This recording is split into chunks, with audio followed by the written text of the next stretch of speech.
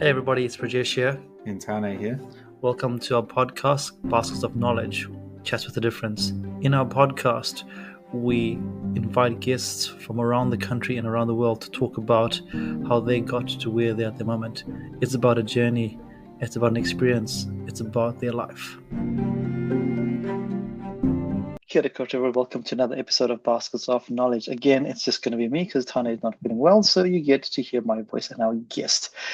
As always, I share what I put into my basket of between the last podcast and this podcast. And the thing that I want to put into my basket is awareness. And I'm going to talk about awareness. We all have awareness is something that we try to get to, and whether it's self-awareness or other people. And Tony Robbins always says awareness precedes change. But the other day I was thinking about it, and actually there's something else that comes into play as well. We can be aware of something, but do we have the willingness to make change? So awareness is one piece. The second piece is willingness, and I think a lot of people out there actually forget that you need the two. You can have willingness but no awareness, and you can have awareness but no willingness. So this is really important to me because I think every single person out there talks about awareness, but no willingness. You don't change. So the next time you do your awareness piece, think about your willingness to actually make the change. And if you're not going to make the change, that's okay. That's cool. You're aware and you're making an active choice not to make change, and that's okay. And just be happy with that there. That's what my learning was, and also for myself. But today, it's not about me. Today, our awareness is going to come from a guest that I'm really privileged to invite to our podcast. They're dialing in from another part of the world. And as you know, we scour the country and the world to find people that we think were interesting. So this gentleman, or this person that I am going to introduce in a second, is someone that I met a few weeks ago when we were running a Speakers Institute bootcamp. And the story just hit me. I was like, wow, what an amazing story. So I've only just met them once, and in that one sitting, I was a coach / facilitator. So this is a whole very different dimension as I bring to this podcast here. So it is our privilege and our honor to invite all the way from Malaysia today, Saravanan. Welcome to our podcast, Saravanan. Thank you for having me at this podcast. It's really a pleasure. It was fantastic to meet you during the Speakers Institute program.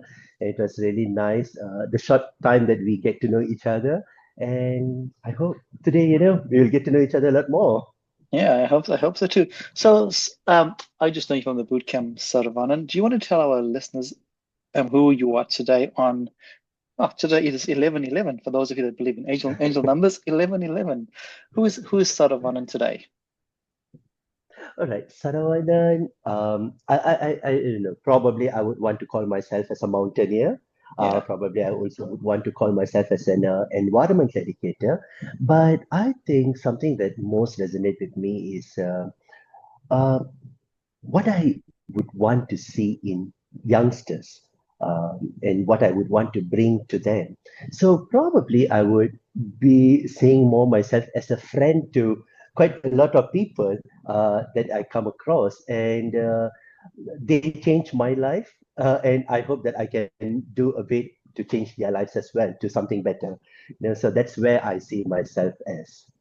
And I really acknowledge that there, because you said mountaineer, you spoke about a speaker and all these cool things, but at the essence of it all, it's actually such a wonderful word, friend. I think with social media, we've devalued the word friend, but actually, by being a friend, it doesn't have to mean anything apart from the fact that you want to inspire and just be there for other people. Yeah, the thing is that when I started, or rather, I mean, we can't say when exactly we started, but during my younger days, I met quite a lot of people in my life, I would say. Probably at that point of time, I just thought that maybe they're just passerbys or someone that came into our chapter at a certain point of time. But eventually, as I started, seeing more and more, it just brought to me that how much those people had been important in my life, even if it has been just during a bus ride, or it could be like a week, during a conference, or probably just a month during when I was climbing the mountains. Somehow everyone played a part in shaping something in me that I could not describe, but those were all beautiful. Sometimes I will just talk to some of my students, for example. I teach environment, right? I talk to my students, and without me realizing, probably one of the stories that I hear from someone probably 20 years ago would have just like popped up, and that became a conversation that I will have with the students. But not just students, with anyone else, right?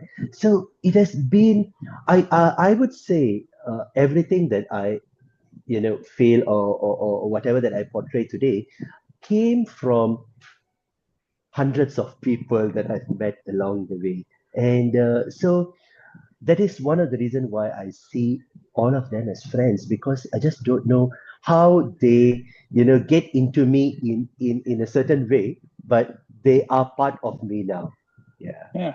And I know that, I think we forget about the fact that every interaction has an impact on our lives. Every interaction. Yeah, And it just depends on how you indeed. want to take that. And I want to delve deeper into your title. So you call yourself a mountaineer, and I love this because you send some really amazing pictures through, which is really beautiful.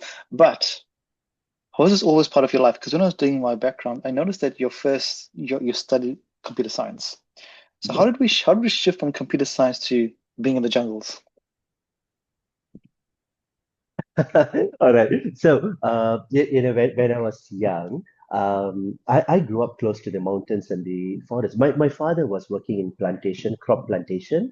So we were very much closer to the inner part of the land rather than closer to the sea, you see. So I've been running around, with my dad, especially, going into the forest, into the plantation areas, seeing animals and so there. That's how I grew up. But the thing is, at that point of time, because it's a small place, it was very far from development, much bigger places, right? Or I never knew that, we need to study environment in order to protect environment. Yeah. There was no such thing. It was like, this is just automatic. We'll just go. Suddenly, if you see a trail of ants moving, we just knew that we should not be stepping on it. If we see a particular deer getting stuck in a bush, we just knew that we just have to go there and lift it up and just let it run. We just never knew that we need a certificate to, protect environment or be part of environment. So then when it came to a certain point, I just decided that, okay, I just want to go and study something. And computer science was one of the options that was available. So I just went to it. But after about 4 years working in computer related and programming related field, it came to a point where I was like, I need to move to something that resonates with me. And I was like, what is that? And somehow life circumstances brought me to Singapore. And when I came to Singapore, I was just like, okay, randomly looking for something. And I managed to enter Singapore Airlines for 4 years, actually. I was just inside there. And that's the moment I heard about Sea Aquarium. It was an aquarium in Singapore. It was a new aquarium which was opening at that point of time. I was like, that sounds more like probably something I would love to do. And Singapore Airlines experience gave me an exposure to people industry, like talking to people. And I figured out that talking to people is something that I also like. And since I grew up just so much into in nature, I thought of like talking to people and nature might do good for me, you know. So that's how I ended up in an aquarium, even though ocean has been very far from wherever I lived when I was young. But nature is still nature, right? Somehow it connects you. So I went in there. And after that, I started teaching environment, marine, and then I moved on to teach environment in all kinds of ecosystems, oceans, mountains, and everything. Mountain on its own itself, because I used to climb mountains with my dad even since I was like about 5, 6 years old. So that was something that has been going on, and I thought, I can just continue doing it. So that is the big part of how I ended up in so much into environment. However, there was one thing that changed me quite a lot when it came to mountains. Because when I was to be exact, probably 7, 8 years old. Um, I was at home. I was watching a documentary, and somehow the topic of that day was a mountain, and that mountain was very different from all the mountains that I've seen. You see, back home in Malaysia, most of the mountains that we see are green in color. It's tropical forest. We don't have anything white over here. So it's all green. But the mountain that I was watching in the TV was like, it was very rocky. And on top, there was this white layer. And I was like, wow, that's something. I've never seen something like that before. So I went to school the next day and I asked my teacher, like, hey, I saw this, and oh, of course, in my local language, Yes. right? That I saw this, and what is that? And my teacher was like, that's actually ice, snow.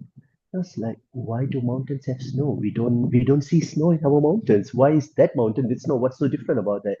And so the teacher was like, well, someday I will explain to you, but why don't you just go to the library and look for some books that can give you some clarification about what that is. So I went to the library. I was looking at many books, and the best part was I found one book that had the mountain that I saw in TV, right? And it was Mount Kilimanjaro.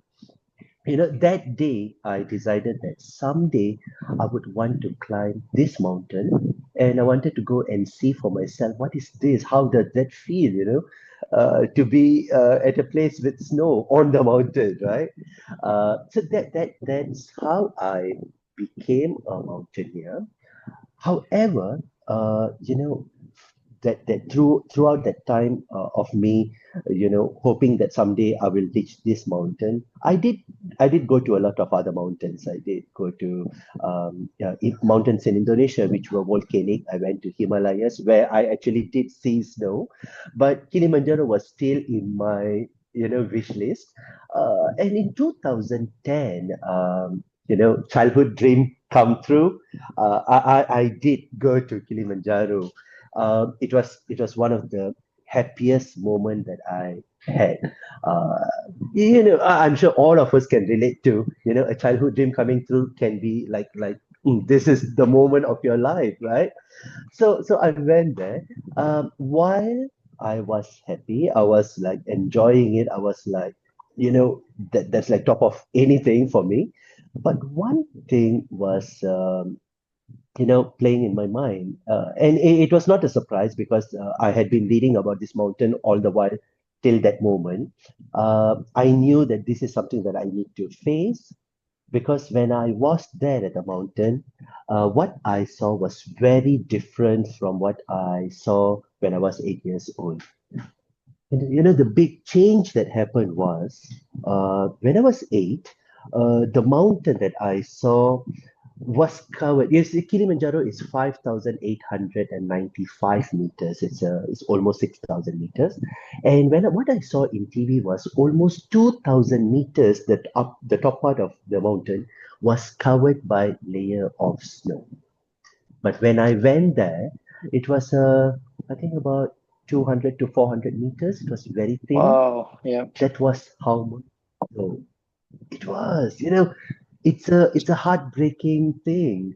Reading in books is one of the thing, but going there to see that was a heartbreaking thing. Now, when I say heartbreaking, it's not just about the aesthetic part of this mountain. It's not just about whether the beauty of the mountain is still there or not. It's not about that, but it's about life that was happening. You see, Kilimanjaro is a one mountain system.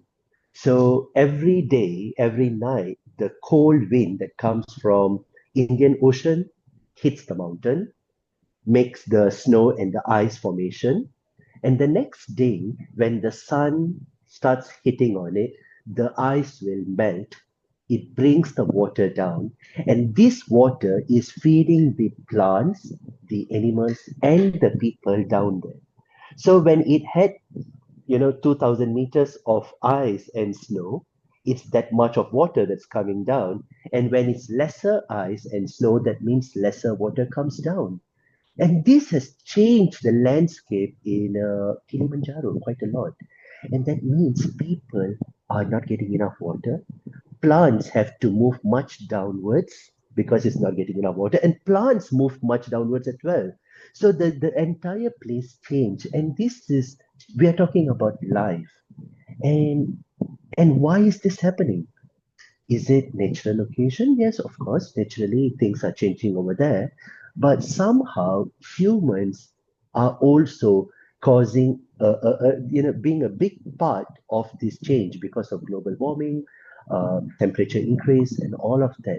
I mean, this is not just in Kilimanjaro, everywhere else, right? So that is what I saw when I was at that mountain. There has been like a few days that I've been like, trying to find my lone time, sitting there, just trying to think and process what's going on, what's wrong, and that cost me, you know was the reason why I thought I wanted to go to more and more mountains and try to understand what's going on, and so that I can actually bring this back, tell people, hey, you know what, this is what's going on, and we are a reason for what's happening over there. And if we don't make a change, probably a lot more damage might happen to these mountains. Yeah. So that got me closer to more and more mountains, and also being a reason why today I'm trying to bring more and more people to the mountains, because it should not only be my story of how I feel about those mountains, but I want more people to go and see for themselves and be the echo of those mountains to wherever that they are coming from. Yeah, it's an Oh, emotional story. it's really powerful. The first of all, your childhood dream comes true. From TV to reality. That's pretty epic. But also, when you, as you said before, what you see on TV versus what is reality are two very different things, and the impact of that is not about the mountain, but the whole ecosystem. It depends on on the mountain essentially, and all the other related activities. And as you did Kilimanjaro, which other mountains have you now been to across the world where you have, I guess, experienced a sense of awe, but also seen the same sort of thing happening, and it's not just a Oh Kilimanjaro yes, incident? yeah. I would say one of the other places that I've been that had a very clear was one of the places that I felt that, because I've been all right. We're back. We're back. We're all Okay. good. We're all good. Yeah. Oh yeah, sure. Yeah. So one of the places that I've been, the other place that I've been that resonated, I mean, showed very much about this situation, right? Climate situation or global warming situation was Everest Base Camp, because my first time being in Everest Base Camp was 2005, and after that I've been a few times, and one of the last time that I've been there, which I still saw about the same as my first time, was 2017. But after that, I started seeing the changes quite drastic. You see, normally, okay, Everest Base Camp is a 9 days up and 3 days down kind of a hike. So it can take about 12 days for us on the mountain. And usually, the first 2 days, we don't really see snow that Yeah. much, Yeah. right?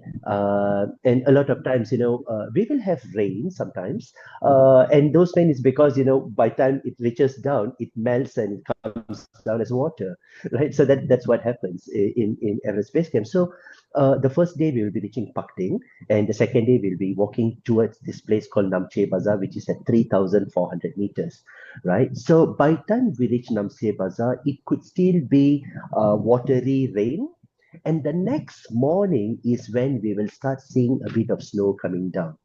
So this is quite usual, especially during the climbing period, climbing window, which is in April and May, Yes. right? But in 2022, 2023, when I went there, things changed, right? Because on the first day, it was already starting to have hail, Oh right? wow. Small stones of water that's hitting. And that evening, it was already snowing at Pakding, the first day Wow. of our trek. And that Wow. is just at 2,600 meters, Yeah. very much close to the valley. Yeah. And that was for me it was a wake up call. It was a drastic call, and I was sharing all the hikers that was following me to the mountain, and I was telling them how this was very different from what I have experienced all those years I've been hiking to Everest Base Camp. And on the second day, as we were reaching Namche Bazaar, it was snowing quite heavily. On the third day, as we were going up to for acclimatization, normally from 3004, we'll go up to 3008 or 3009 for acclimatization. And that day, we couldn't even reach the point that Wow. we usually go up to because it was very thick snow. Yeah. Yeah, and it was like we couldn't see anything much, so we had to, come back down to where we were before continuing the following day to the next part. And so from that moment onwards, every day I saw a drastic change, which was very different from all that I have experienced along the journey to Everest Base Camp.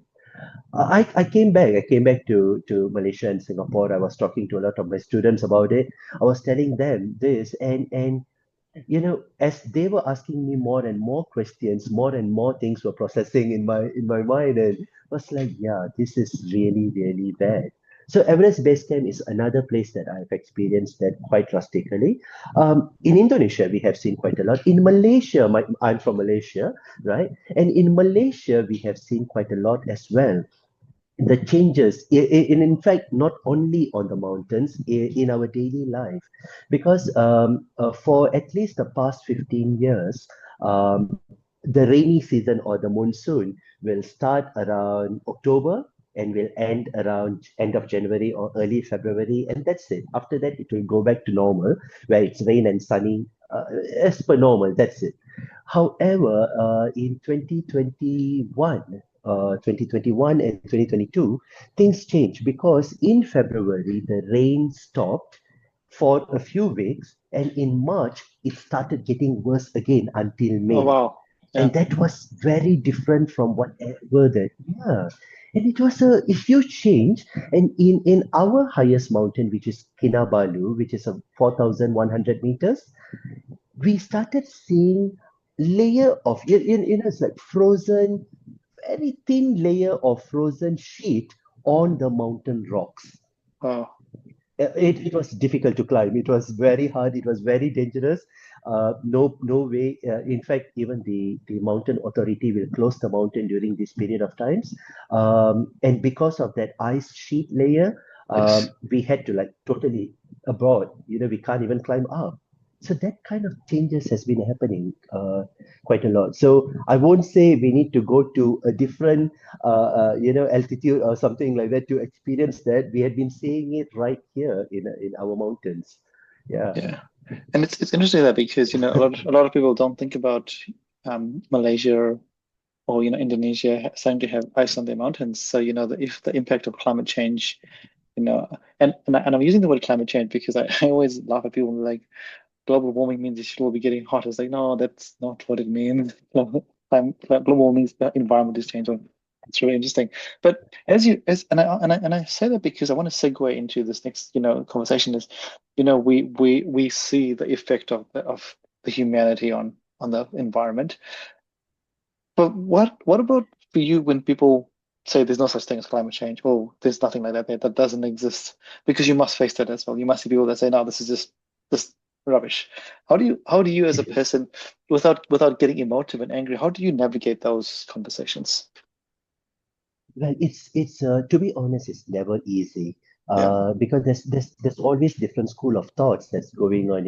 When I was I think about 10 years, 15 years ago, there was even a lot of articles that came out saying that chopping down trees in the forest is good because then that will attract more trees to start growing, and that will attract carbon dioxide, and so we can take carbon dioxide and fill it in instead of having old trees and they can only absorb that much of carbon dioxide. That kind of school of thoughts were there.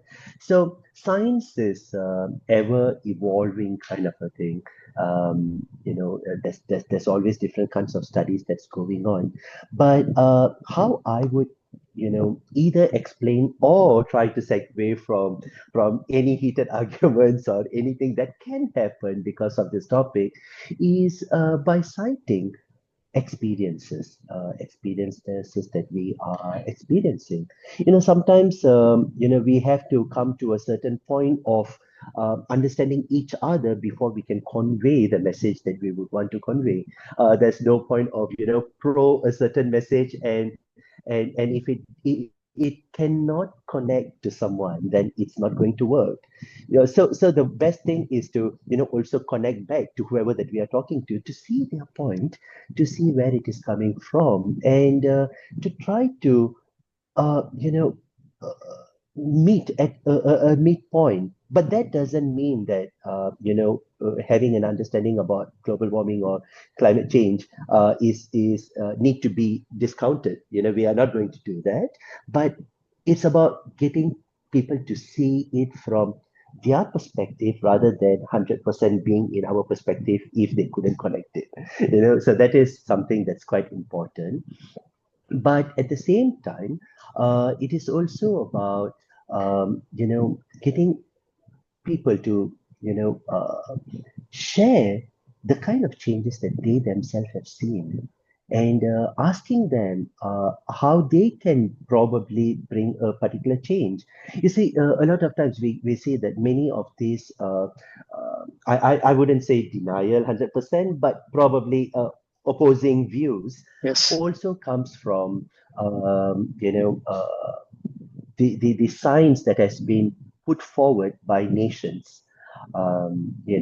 So there are certain studies that is coming from that angle as well, and we have to acknowledge that because nations also are looking at development, and sometimes development can be seen as opposing to environment. But that is where probably for me, having been from a computer or computer engineering background, where I've seen the other side of it as well, right? Because when in 2005, when I was working in programming line, I was in an engineering firm programming equipment for engineering, right? So I've seen the engineering part of it as well. So probably that being able to understand what they are speaking um, is a strength that I see when I talk to people. Yeah, and you know Yeah. what's so beautiful is everyone has an opinion and a thought, right? But you're going to lose people if you discount them. And if you discount out that you're wrong, without, as you say, without actually understanding where they come from. Because everybody's thought comes from somewhere. Everybody's thought process comes from somewhere. They don't just make it up out of thin air. It comes from some, as you said, whether it's the science or something they've read or their own belief system. But unless you take the time to actually understand where they come from, then you're also losing as well. You know better than them. You're no better than someone who says no, yes, when you just discount another person. I think that's not just the climate, but in anything we do in life. It's a life lesson. And I love how you said everything's a life lesson. And I want to no because I see the passion here. And how did you go from the passion of what you do into now educating young people? Because I see that you take young people into the forests and you do some really cool things. So how did that shift happen from being at SeaWorld in Singapore to now doing what you do, which is taking people to the forest and whether it's young people or leaders into the forest. All right. So that part is entirely about the purpose, I would say. Actually, to be, what a coincidence.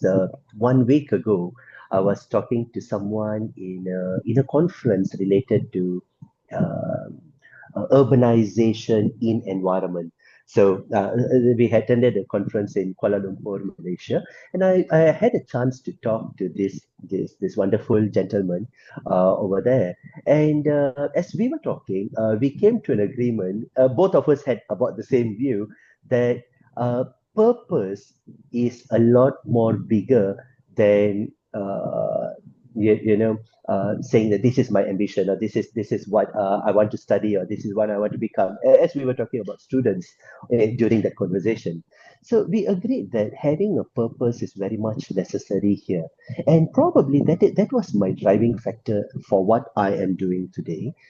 Because what I saw in 2010 in Kilimanjaro, and eventually as I went back again in 2018, what the kind of changes that I was seeing over there, um, I decided that at that point of time, I decided that I want to teach a lot more than just ocean marine because I was in the aquarium. I wanted to teach a lot more.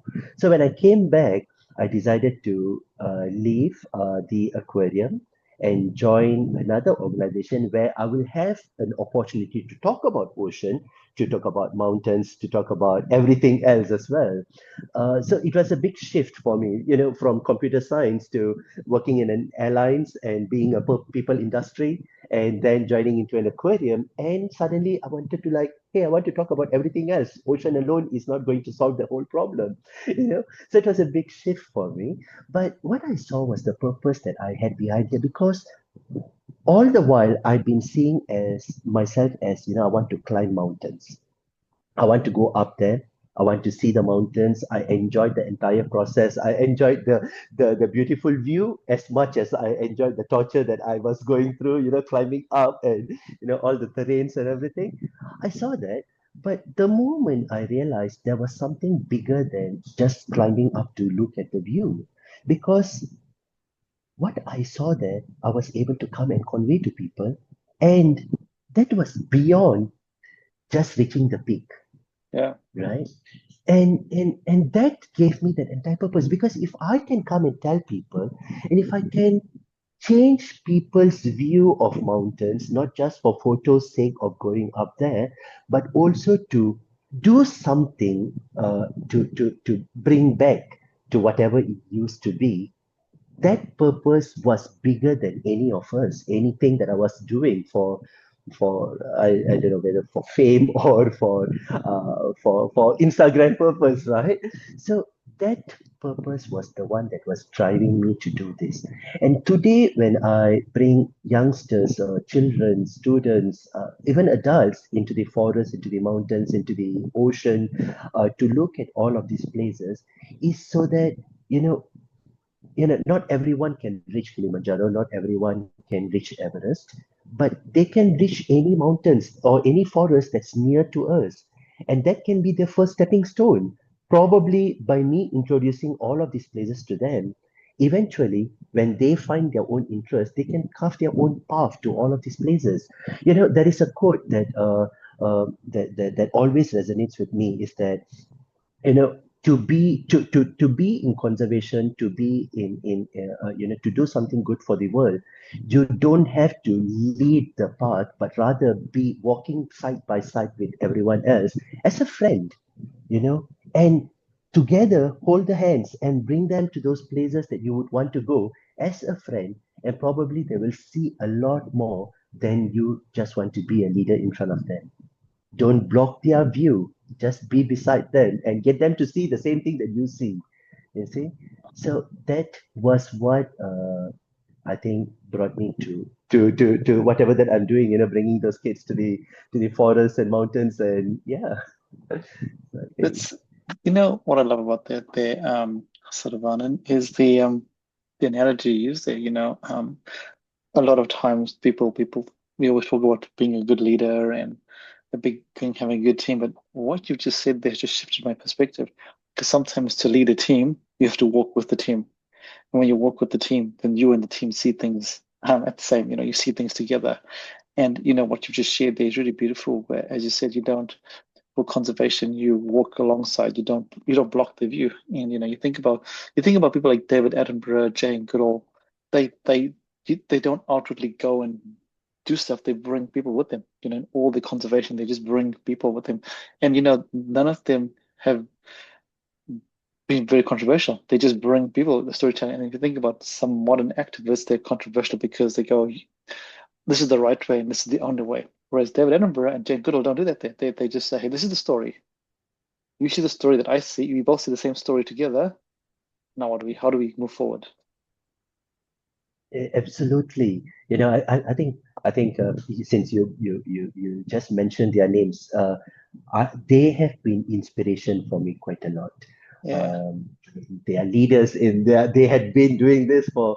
I wish I could be like them, but I know I'm still very far from wherever Oh, they have they are. But hopefully I can inspire people in my small ways. Uh, to to to resonate whatever that they had been doing in a bigger scale. I really hope. Speaking about them, one of them is Sylvia Earle. About that same age group, yes, yes. Yeah. right? Sylvia Earle once said in one of her talks or interviews, she was saying that, uh, astronauts, she used astronauts as an analogy. Astronauts, when they go to space, they know that they need their life, their space suit.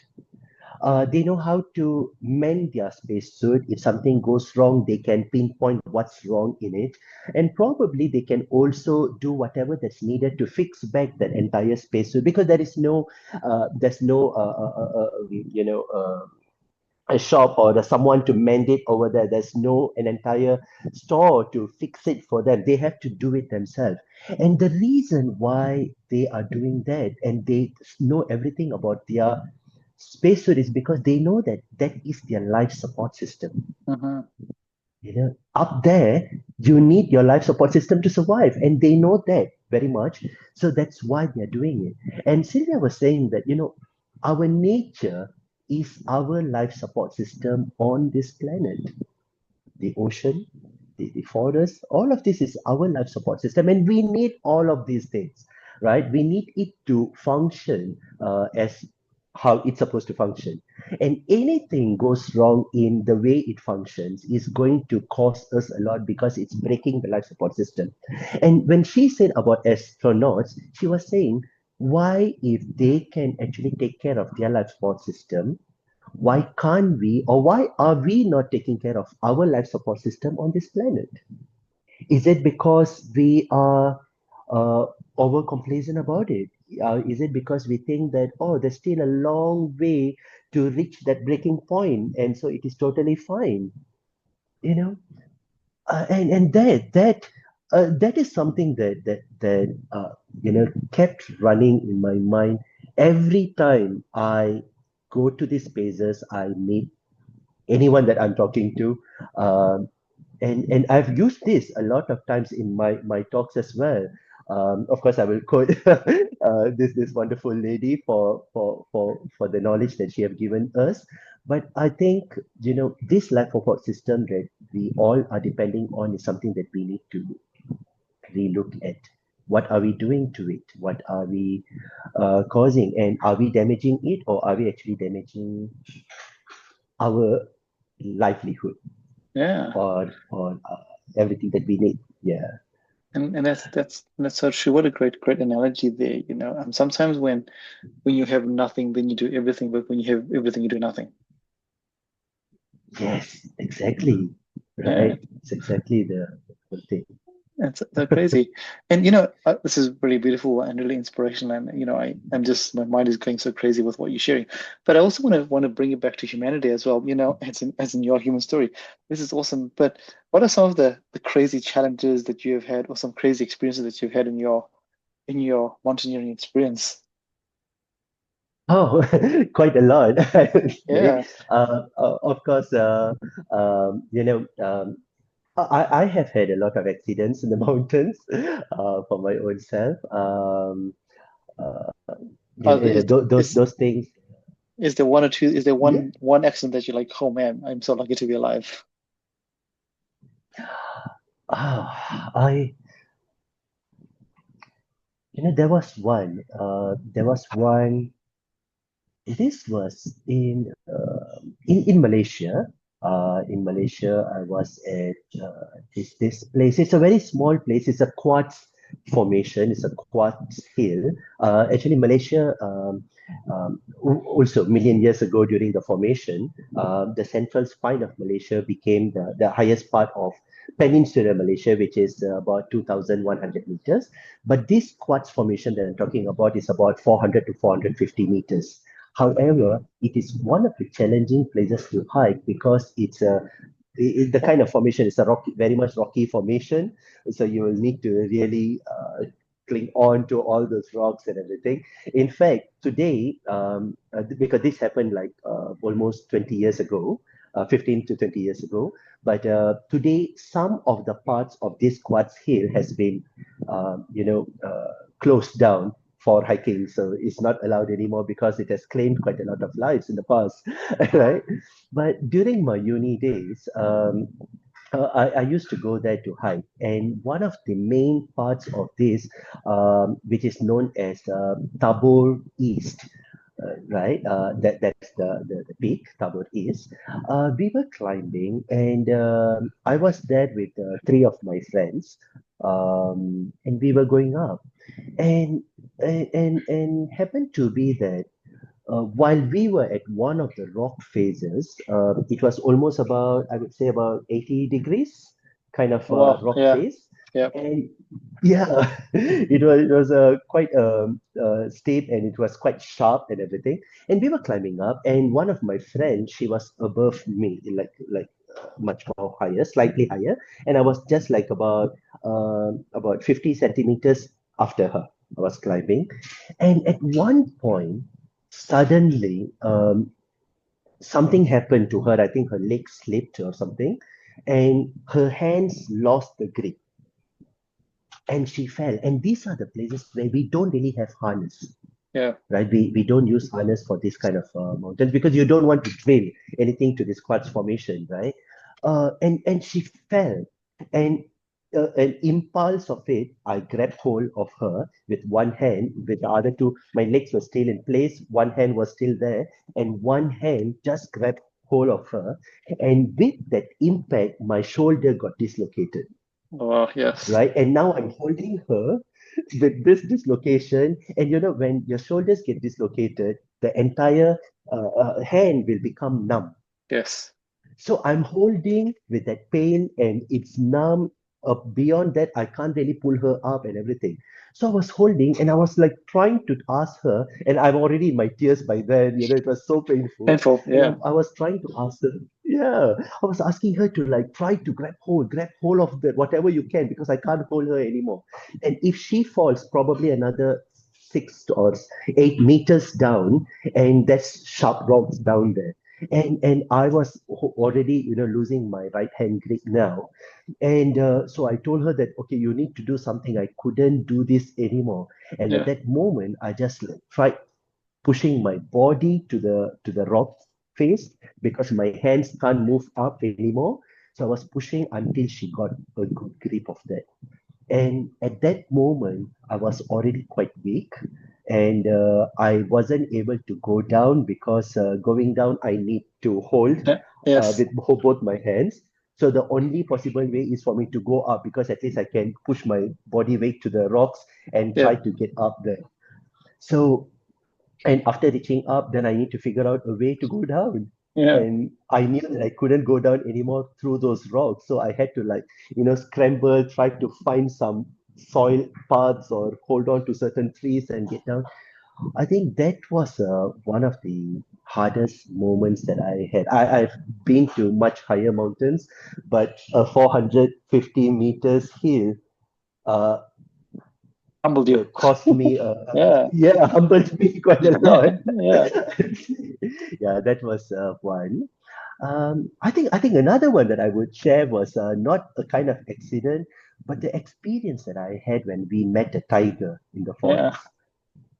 That, in fact, that is one of the stories that my students are most attracted to. When I talk to them about how I met a tiger and how we had to like compose ourselves, even though deep inside we were like, our hearts were pounding, but in the face we couldn't show it because we need to do what we are supposed to do so Yeah. that the tiger feels comfortable and it will just move away. that was another experience that I had in one of our Malaysia forests. Yeah. Oh wow! And what does it feel like seeing a tiger? And I say this because when I see a tiger, I want to see it in either on TV or in a zoo, which is not real. But what is it like seeing one in nature in the open? I would say, uh, you would wish that you were not there. That's the exact thing that I felt. You see, I was leading a group that came into this particular forest, but there was two indigenous guides that were with us in that particular forest. So they are common to that particular forest. They live in those forests, so they know those places better than us. They know the lives better than us. So we definitely had a chief guide, right? The indigenous people.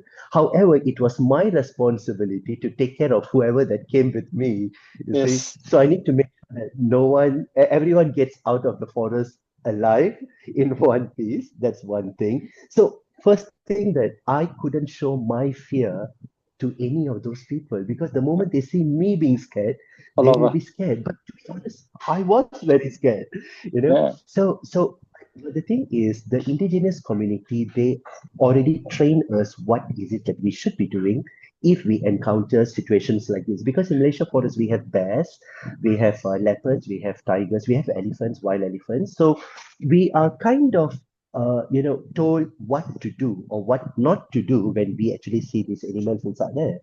So elephants is quite easy because before the elephants see you, you know that they are there. And the moment yes, you know that they are there, we can hide.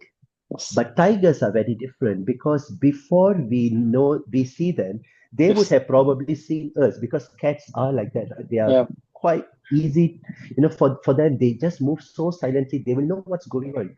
And if they choose to show up in front of you, that means they decide to show in front of you. It's yeah, not by accident, but it's their choice, yeah, right?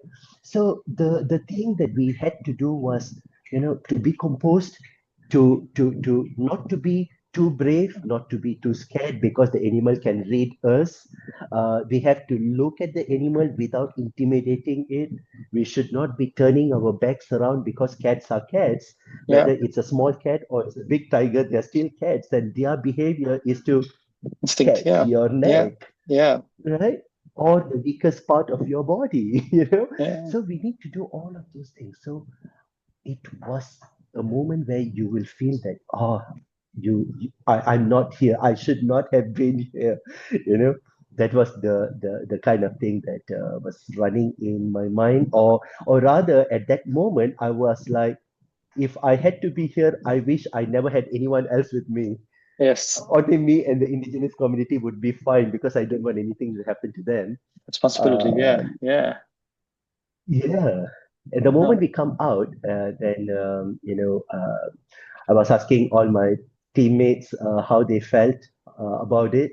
Of course, they were freaked out. They were scared and everything, but they were very excited because you don't get this kind of chance often. yeah. All these years that I've been going into the forest, I've only met tigers twice in my life, Wow. Wow. in the forest, right? Yes. Yeah. So I don't know. I might have gone in there for more than 100 times, but only twice. So it's not common for us to see because those animals, most of the time, they don't want to show up in front of us. They would don't Yeah. want to. So it was a life moment for all of them, and I was glad that I brought everyone out safely. Yeah. Yeah. Yeah. And I think thank you for sharing that there because those are really really beautiful stories and and I asked that because at the moment how much time are you spending in the forest versus the urban world? Because as as we've been communicating, you're like I'm in the forest this I'm in the forest here. I was like how cool is that? Uh, okay. Maybe in the past, some years ago, I've been spending a lot more time in the forest. Yeah. Now, slightly lesser because we are exploring different kinds of nature spaces as well. So, forest is one type of nature spaces. We also have those kinds of mountains which are not much of. forests. Yeah. We do go to the mangroves sometimes and mud flats or even diving into the ocean. So we are exploring various spaces so that we can understand all those spaces better. So I would say lesser time as compared to last time, but still compared to urban setting, I would say in a ratio of probably 60% of my time in some nature spaces and for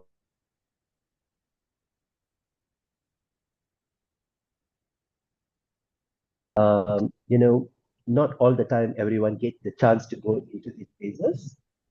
Yeah. So what I do is for my students, not all the time they get the chance to go into these spaces. So I try to bring the nature into the classroom whenever they can't go out into nature themselves. Yeah. And yeah, that's I love that because if you can't go, bring, which is really, really beautiful.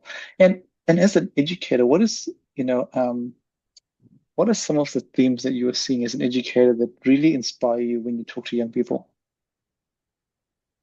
Oh, that's a beautiful thing. And in fact, I would say I don't know how much they are learning from me, but I would definitely and confidently say I learn a lot from them whenever I'm teaching them because see, it's easy for me to feel for nature or for forest in a certain way that I'm feeling, mainly because I had been, growing up in those kind of environment, those kind of settings. So it's not surprising for me to feel that way. But when I talk to students, when I talk to being an educator, even to adults sometimes, uh, I do come across people who have been, the years of their life and they have not stepped into a, a, a, a proper, even if it is secondary forest, some of them may not have been into a proper forest before. And when I start sharing with them the views that they may have about the forest, the way that they try to connect to this forest, being a third person who have never been into these spaces, is amazing. And sometimes when I ask them to express how they feel about that day's class or that day's exposure to even sometimes my pictures of forest, the way that they connect back to it is amazing. I've spoken to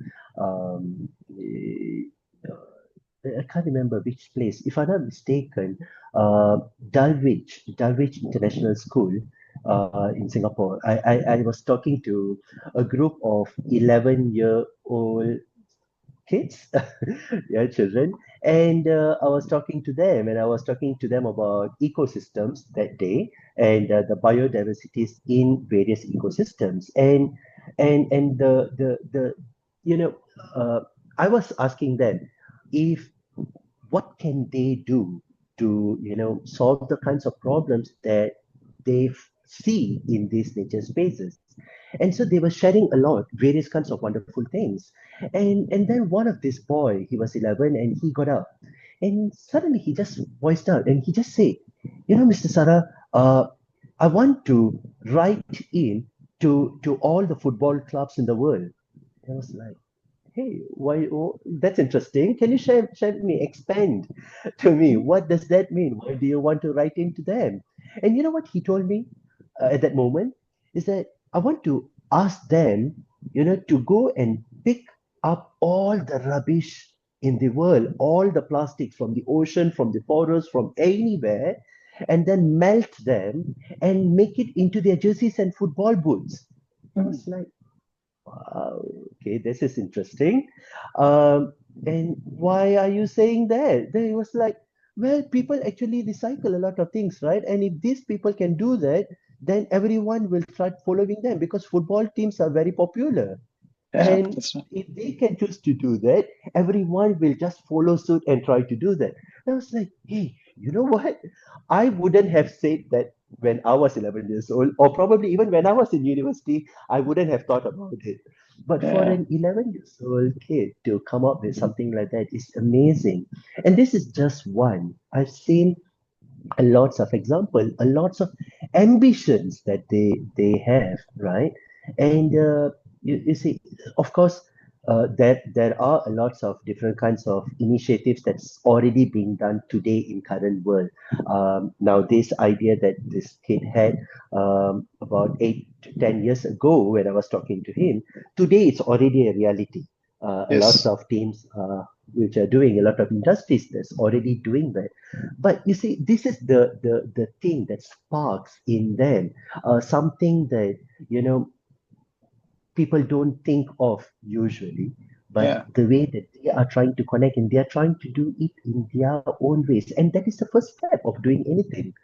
You know, when I was talking to some 5-year-old kids, you know, I don't normally talk to that age group when I'm teaching, but sometimes, you know, I do have kindergartens who will ask me to like, can you come and do something for these kids? Can you come and share something?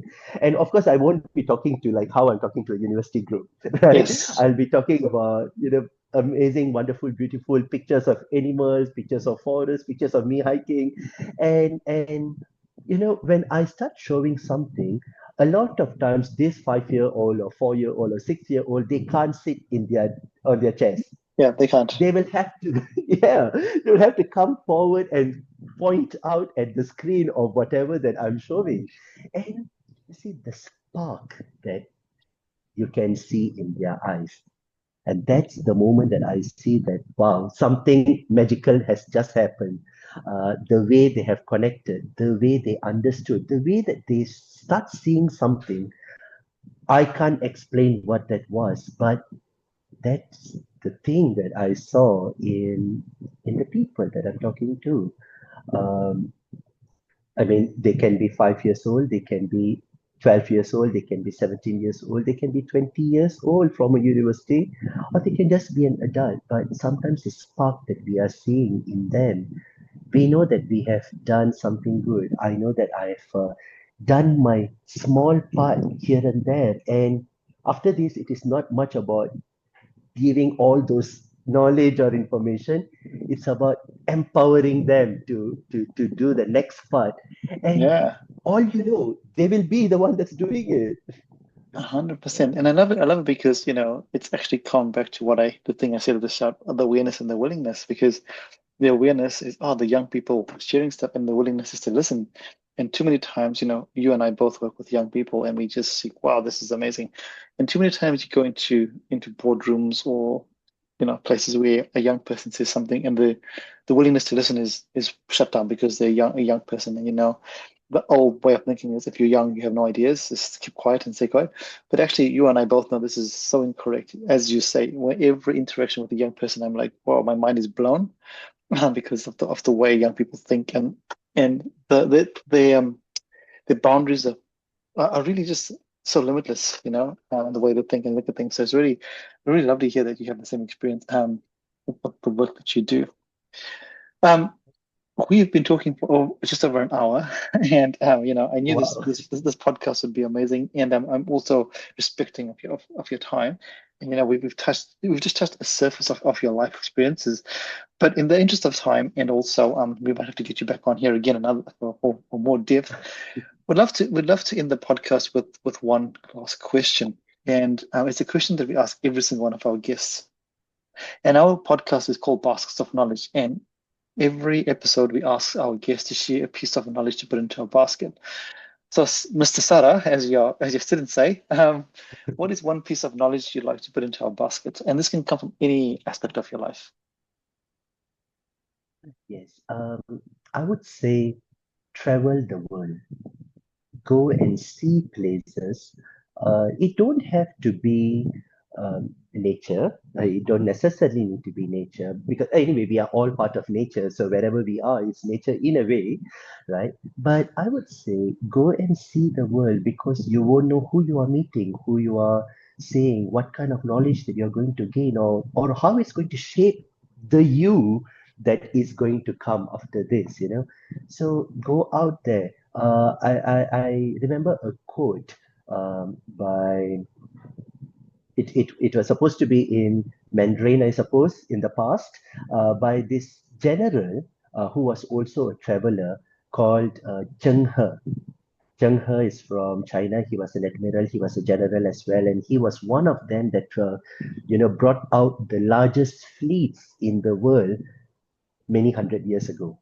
And one thing that he said was that go out and see the world, go and see it for yourself, because only when you go and see the world and travel, you will know how far you have come.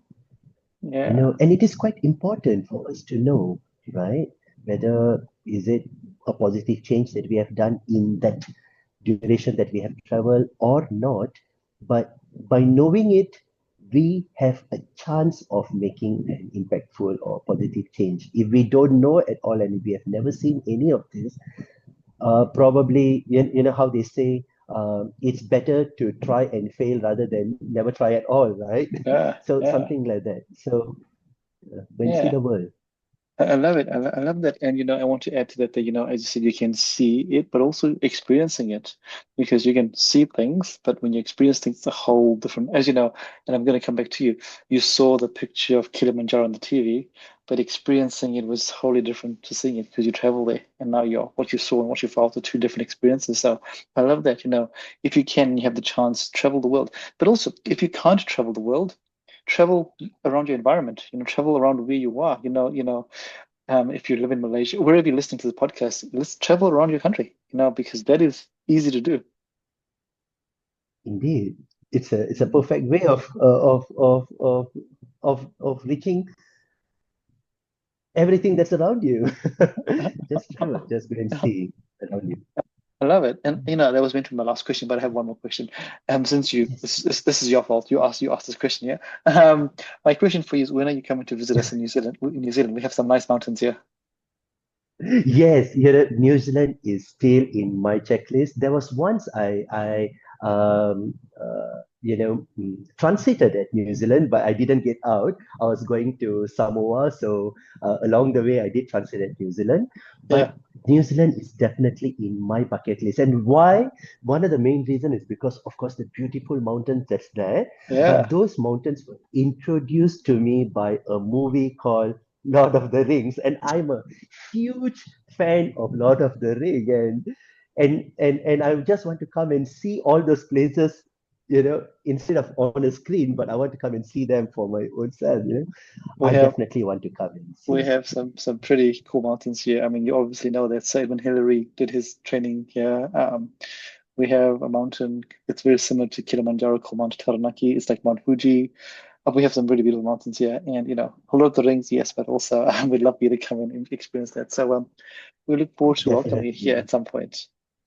Yes, yes. And hopefully when I'm there, I get to meet you in person and Of probably we course, can talk a lot more.